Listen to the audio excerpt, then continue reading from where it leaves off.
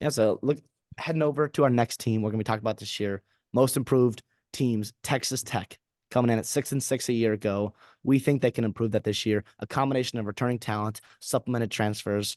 Obviously, we love that coaching staff and how they've recruited the high school ranks, Joey McGuire, especially in state there, but also a workable schedule in the Big 12. And their over under win total, according to Vegas, 8.5. All right. So Vegas, again, another team that they expect to win 2.5, three more games than they did just a year ago. Yeah, I like the schedule, man. I like the schedule. When I look at this schedule, right, and we thought that Texas Tech could be a pretty good team last year, right? And they did battle injuries. What are you gonna do, right? What are you gonna do? And you probably could have beaten Oregon too. Probably should have beaten Oregon, And but you should Wyoming. have. And Wyoming.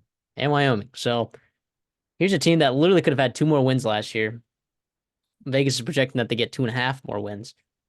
Abilene Christian, Washington State, which we know is not the same Washington State team as it was last year. And last year they struggled down the stretch. North Texas, Arizona State, Cincinnati.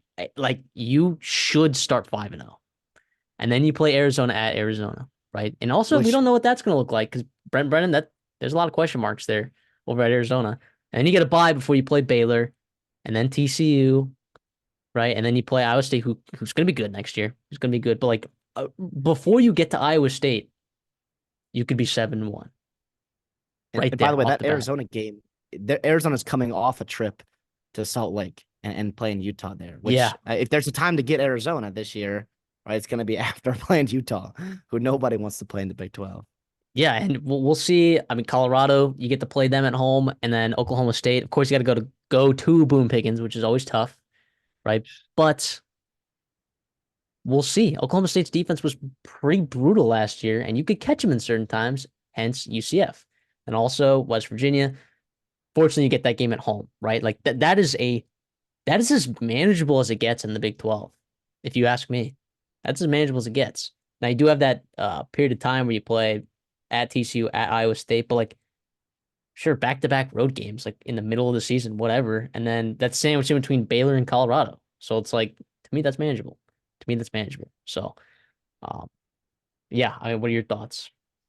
Yeah, they are completely overhauling this offense, which at time last year went pretty stagnant. And yes, you were working in a young quarterback in Baron Morton after Tyler Shuck went down with an injury.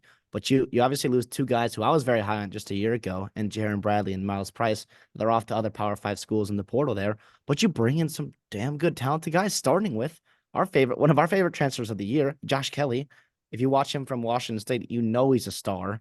Him and Cam Ward, making Cam Ward look very, very good at times. And yes, we love Cam Ward. Yes, we do. But Josh Kelly was a star in a really good Pac-12 last year with some darn good cornerbacks as well. And then obviously Micah Hudson. Everybody knows the five-star phenom from Texas getting in there to really obviously you take that next step of this program with Joey McGuire. And obviously some guys, you're bringing four line transfers and you're replacing Baylor Cup, obviously very talented tight end, but you got Mason Tharp, who showed some nice things a year ago. And I really think with another year of development under McGuire and staff there, that Baron Morton can really get after it while using Taj Brooks to your advantage and when you have him, because he is probably the best running back in the Big 10, the Big 12, and maybe one of the best in the country. Yeah, and do you say Jalen Conyers too at tight end? I did not. Another very good athletic player, transferring in there at tight end. So, I mean, we'll see. Like the returning production, you talked about having returning production, and I think the returning production is coming uh, from a lot of transfers. You know, like that's calculated in there, like it's snaps played, right? Defensively, you lose some leadership there for sure. Tyler Owens is for sure a standout that you lose in that locker room. But the reality is, I think Joey McGuire is a good coach. And I think this is a manageable schedule. And I think this is a talented enough team that can maybe put people on notice. I mean, Texas Tech, did they finish first in recruiting in the Big 12 this past year? I mean, I this believe is so. this could be a, a mainstay team, a team that is going to be consistently competing for Big 12 championships. Why can't they start this year? Why not? Why not Texas Tech? Yeah, if there's one team we talked about the power vacuum that's going to be there in the Big 12. And obviously, Kansas State's been playing great football. Kansas is a very popular team. Utah's had success in the Pac 12.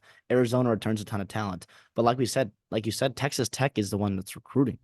just as good as anybody else and better than anybody else in the Big 12. And to me, that's going to carry over year to year. And now you get into year 3 of Joey McGuire, and you see more of those guys on campus, more of those guys that are Joey McGuire guys. Yes, you have transfers coming in all over the place, but you're also building depth through the recruiting, through the high school ranks.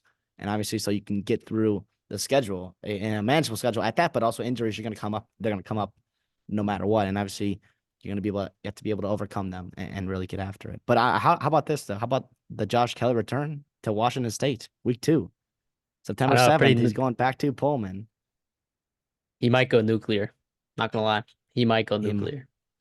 he might, but He's. I mean, like when I look at like